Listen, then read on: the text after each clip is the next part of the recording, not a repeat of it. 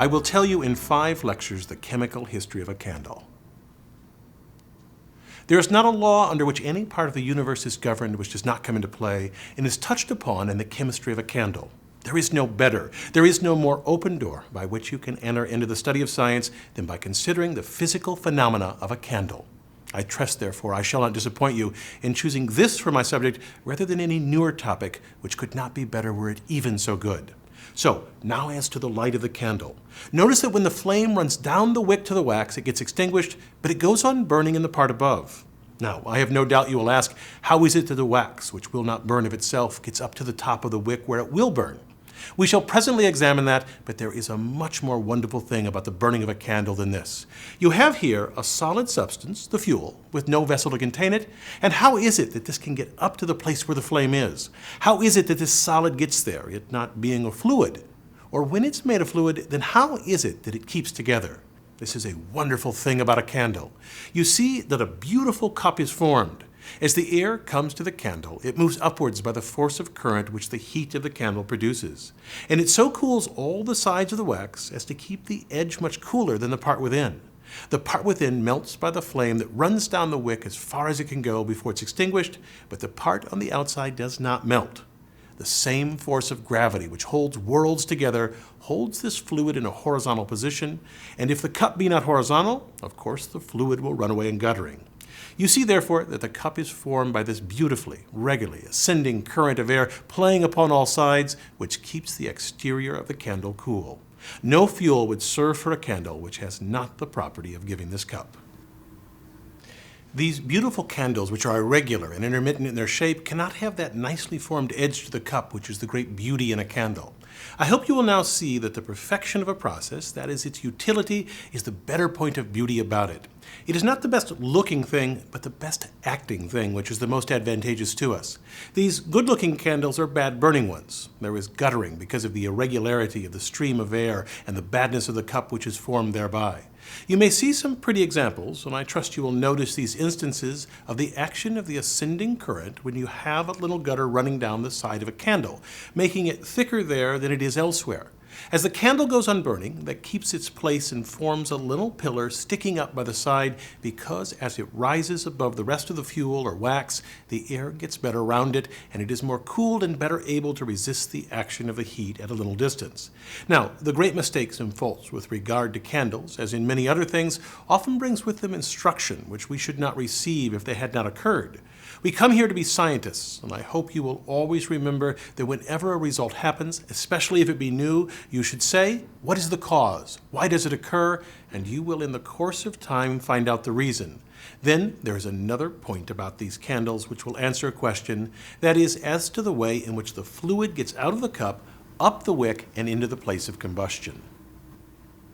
You see that the flames on these burning wicks do not run down to the wax and melt it all away, but keep to their own right place. They are fenced off from the fluid below and do not encroach on the cup at the sides. I cannot imagine a more beautiful example than the condition of adjustment under which a candle makes one part subserve to the other to the very end of its action.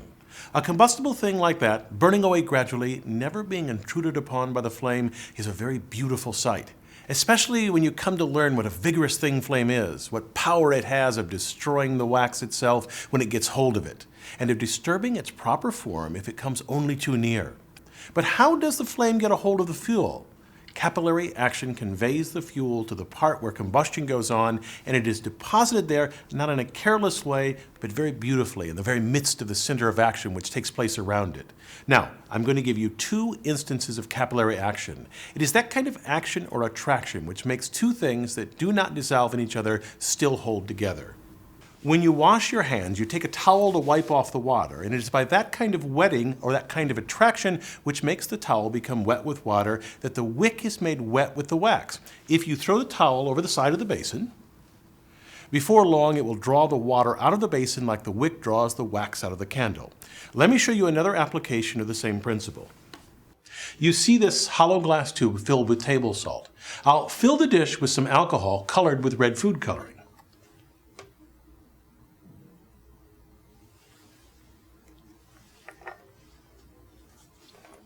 You see the fluid rising through the salt. There being no pores in the glass, the fluid cannot go in that direction, but must pass through its length. Already the fluid is at the top of the tube. Now I can light it and make it serve as a candle.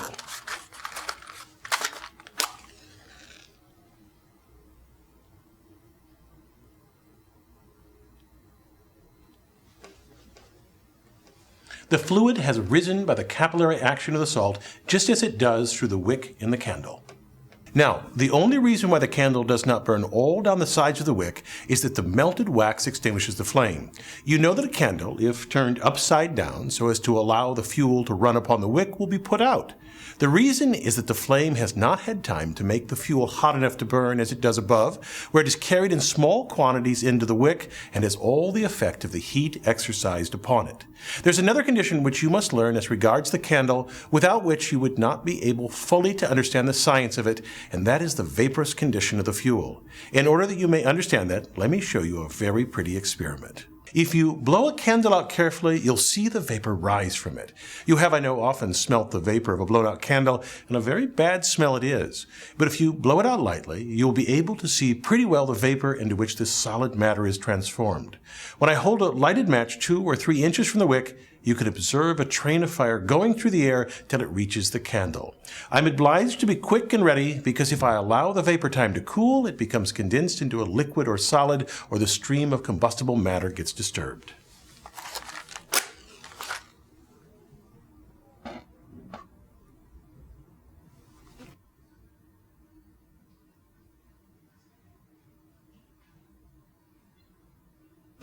Now, to the shape or form of the flame.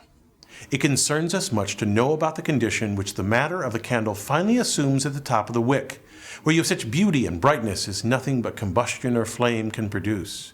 You have the glittering beauty of gold and silver, and the still higher luster of jewels like the ruby and diamond. But none of these rival the brilliancy and beauty of flame. What diamond can shine like flame? It owes its luster at night time to the very flame shining upon it. The flame shines in darkness, but the light which the diamond has is as nothing until the flame shine upon it when it is brilliant again. The candle alone shines by itself and for those who have arranged the materials. The flame is a bright oblong, brighter at the top than toward the bottom, with the wick in the middle. And besides the wick in the middle, certain darker parts toward the bottom where the ignition is not so perfect as in the part above. Now, let me show you. There's a matter rising about it which you do not see. You can actually see streaming round the flame something which is not part of the flame, but is ascending and drawing the flame upwards. There is a current formed which draws the flame out, for the flame which you see is really drawn out by the current and drawn upward to a great height. How remarkable it is that the thing which is light enough to produce shadows of other objects can be made to throw its own shadow. You observe the shadow of the candle and of the wick. Then there is a darkish part, and then a part which is more distinct. Curiously enough, however, what we see in the shadow as the darkest part of the flame is in reality the brightest part. And here you see streaming upward the ascending current of hot air, which draws out the flame, supplies it with air, and cools the sides of the cup of melted fuel. You know the flame goes up or down according to the current. You see then that we have the power in this way of varying the flame in different directions. Many of the flames you see here vary in their shape by the currents of air blowing around them in different directions. But we can, if we like, make flames so that they look like fixtures, and we can photograph them. Indeed, we have to photograph them so that they become fixed to us if we wish to find out everything concerning them. If I take a flame sufficiently large, it does not keep that homogeneous, that uniform condition of shape, but it breaks out with a power of life which is quite wonderful. In what way does it differ from an ordinary candle? It differs very much in one respect. We have a vivacity and power about it, a beauty and a life entirely different from the light presented by a candle. You see those fine tongues of flame rising up. You have the same general disposition of the mass of the flame from below upwards, but in addition to that, you have this remarkable breaking out into tongues which you do not perceive in the case of a candle. Now, why is this? You have the air creeping in over the edge of the dish forming these tongues. Why? Because through the force of the current and the irregularity of the action of the flame, it cannot flow in one uniform stream. The air flows in so irregularly that you have what would otherwise be a single image broken up into a variety of forms, and each of these little tongues has an independent existence of its own. Indeed, I might say you have here a multitude of independent candles. You must not imagine, because you see these tongues all at once, that the flame is of this particular shape. A flame of that shape is never so at any one time. Never is a body of flame like that which you just saw rising from the ball of the shape it appears to you. It consists of a multitude of different shapes, succeeding each other so fast that the eye is only able to take cognizance of them all at once. They do not occur all at once. It is only because we see these shapes in such rapid succession that they seem to us to exist all at one time. We have thus far spent our time considering the light of the candle, discussing how the fuel gets to the wick and the form of the flame upon combustion. But we have more questions to ponder. From where does the brightness come? And where does the candle eventually go? And in a larger sense, how do the products of combustion lead us to a discussion of the atmosphere? And what is the relationship between combustion and respiration? I started this lecture by claiming that there is no more open door by which to enter into the study of science than by considering the physical phenomenon of the candle. Over the next 4 lectures, I hope to prove this to you.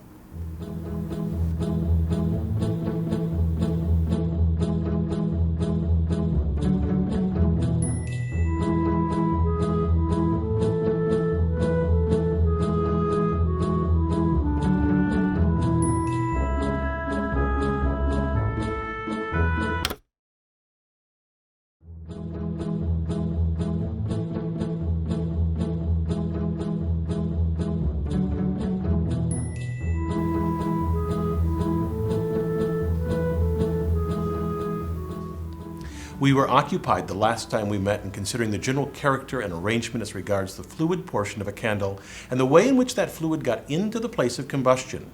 And now I have to ask your attention to the means by which we are enabled to ascertain what happens in any particular part of the flame, why it happens, what it does in happening, and where, after all, the whole candle goes to. Because, as you know very well, a candle being brought before us and burned disappears, if burned properly, without the least trace of dirt in the candlestick. And this is a very curious phenomenon. We will examine this dark part first. And now I take this bent glass tube and introduce one end into the middle of the flame.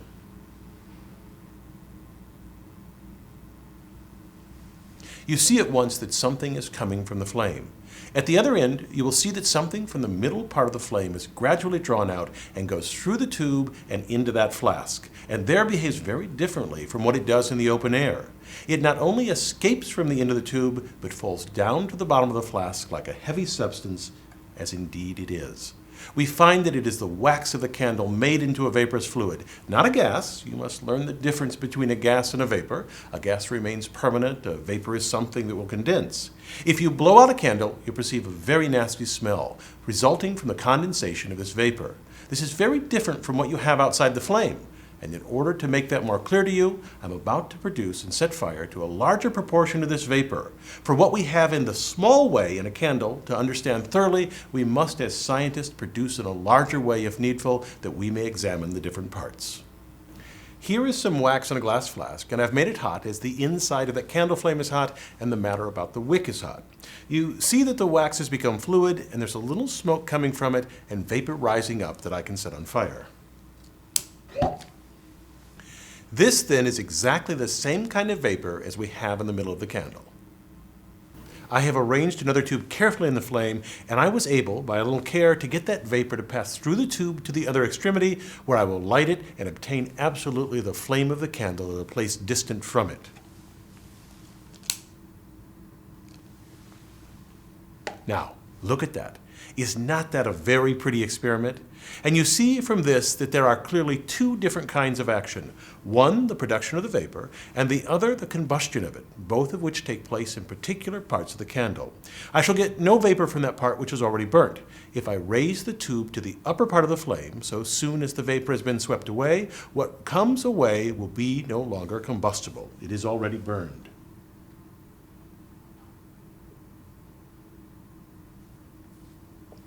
How burned? Why, burned thus. In the middle of the flame where the wick is, there is this combustible vapor. On the outside of the flame is the air which we shall find necessary for the burning of the candle. Between the two, intense chemical action takes place, whereby the air and the fuel act upon each other, and at the very same time that we obtain light, the vapor itself is consumed. If you examine where the heat of a candle is, you'll find it very curiously arranged.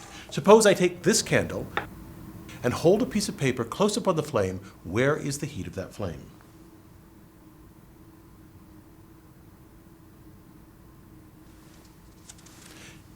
Do you not see that it is not in the inside? It is in a ring exactly in the place where I told you the chemical action was. And even in my irregular mode of making this experiment, if there is not too much disturbance, there will always be a ring, because the heat is where the air and the fuel come together. This is most important for us as we proceed with our subject. Air is absolutely necessary for combustion. And what is more, I must have you understand that fresh air is necessary, or else we should be imperfect in our reasoning and our experiments. Here is a jar of air. I place it over a candle, and it burns very nicely in it at first, showing that what I have said about it is true. But there will soon be a change. See how the flame is drawing upwards, presently fading, and at last going out. And going out, why? The jar is full of air, partly changed, partly not changed, but it does not contain sufficient of the fresh air which is necessary for the combustion of a candle. These are all points which we, as young chemists, have to gather up. And if we look a little more closely into this kind of action, we shall soon find certain steps of reasoning extremely interesting. We have the case of the combustion of a candle, we have the case of a candle being put up by the want of air, and we now have the case of imperfect combustion. And this is to us so interesting that I want you to understand it as thoroughly as you do the case of a candle burning in its best possible manner. I will now make a great flame because we need the largest possible illustration. Here is a larger wick made from these cotton balls. All these things are the same as candles after all. If we have larger wicks, we must have a larger supply of air, or we shall have less perfect combustion. Now, look at the black substance going up into the atmosphere. There's a regular stream of it. Look at the soot that flies off from the flame. See what an imperfect combustion it is, because it cannot get enough air. What then is happening? Why, certain things which are necessary to the combustion of a candle are absent, and very bad results are accordingly produced. But we see what happens to a candle when it is burnt in a pure and proper state of air. Recall the charred ring on the paper. And on the other side, you see the burning of a candle produces the same kind of soot, charcoal, or carbon. Let me explain to you, as it is quite necessary for our purpose, that although I take a candle and give you as the general result its combustion in the form of a flame, we must see whether combustion is always in this condition or whether there are other conditions of flame. And we shall soon discover that there are, and that they are most important to us. Here is a little gunpowder. You know that gunpowder burns with flame. We may fairly call it flame.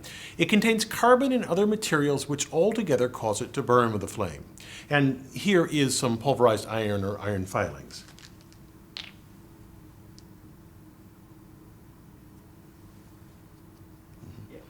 Now, I propose burning these two things together, my object being to make the gunpowder set fire to the filings and burn them in the air, and thereby show the difference between substances burning with flame and not with flame.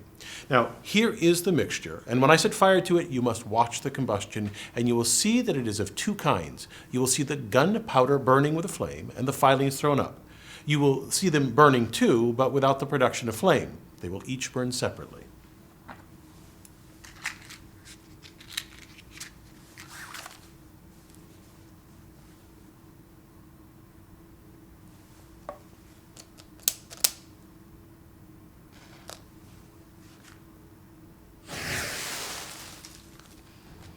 There is the gunpowder which burns with a flame, and there are the filings. They burn with a different kind of combustion. You see then these two great distinctions, and upon these differences depend all the utility and all the beauty of flame which we use for the purpose of giving off light.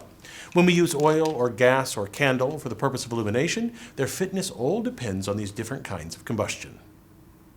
There are such curious conditions of flame that it requires some cleverness and nicety of discrimination to distinguish the kinds of combustion one from another. For instance, here is a powder which is very combustible, consisting, as you see, of separate little particles. It is called lycopodium, and each of these particles can produce a vapor and produce its own flame. But to see them burning, you would imagine it was all one flame. I will now set fire to a quantity, and you will see the effect.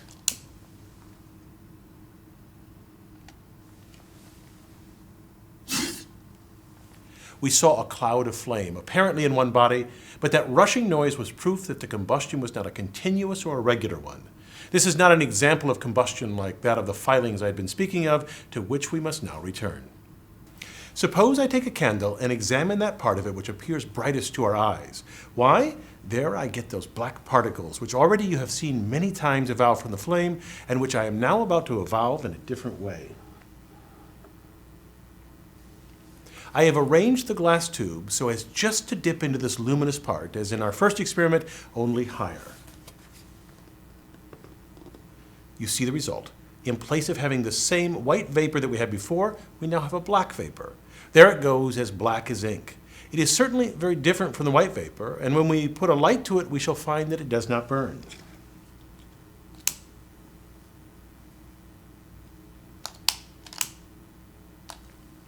Well, these particles, as I said before, are just the smoke of the candle. Why, it is the same carbon which exists in the candle. And how comes it out of the candle wax? It evidently existed in the wax, or else we should not have had it here. And now I want you to follow me in this explanation. You would hardly think that all those substances which flew around London in the form of soots and blacks are the very beauty and life of the flame, and which are burned as those iron filings were burned. I want you now to follow me in this point, that whenever a substance burns, as the iron filings burnt in the flame of gunpowder without assuming the vaporous state, whether it becomes liquid or remains solid, it becomes exceedingly luminous. What I have to say is applicable to all substances, whether they burn or whether they do not burn, that they are exceedingly bright if they retain their solid form, and that it is to this presence of solid particles in the candle flame that it owes its brilliancy. I have here a piece of carbon or charcoal which will burn and give us light exactly in the same manner as if it were burnt as part of a candle. The heat that is in the flame of a candle decomposes the vapor of the wax and sets free the carbon particles. They rise up heated and glowing as this now glows, and then enter into the air. But the particles, when burnt, never pass off from a candle in the form of carbon. They go off into the air as a perfectly invisible substance. I shall tell you about this later. Is it not beautiful to think that such a process is going on, and that such a dirty thing as charcoal can become so incandescent? You see, it comes to this, that all bright flames contain these solid particles. All things that burn and produce solid particles, either during the time they are burning, as in the candle, or immediately after being burnt, as in the case of the gunpowder and iron filings, all these things give us this glorious and beautiful light. I've mixed potassium, chlorate, and sugar. I shall touch them with a drop of sulfuric acid for the purpose of giving you an illustration of chemical action, and they will instantly burn.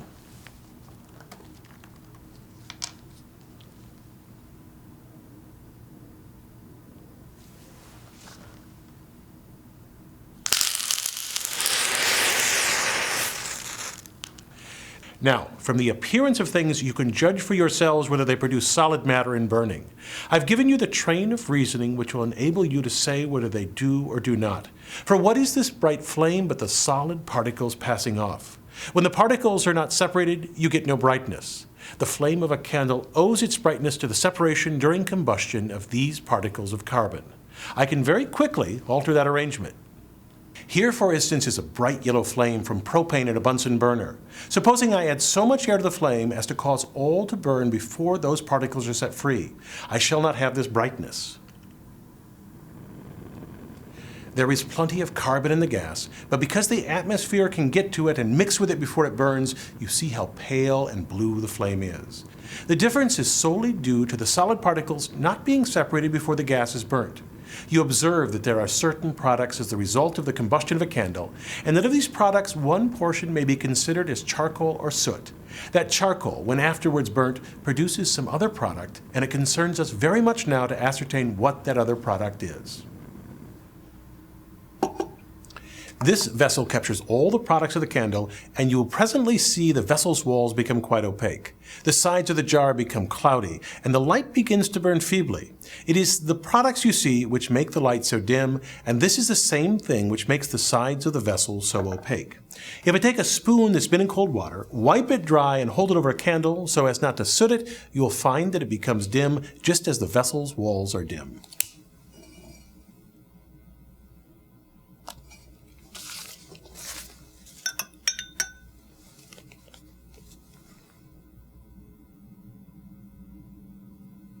And now, just to carry your thoughts forward to the time we shall next meet, let me tell you that it is water which causes the dimness. I will show you that we can make it without difficulty assume the form of a liquid.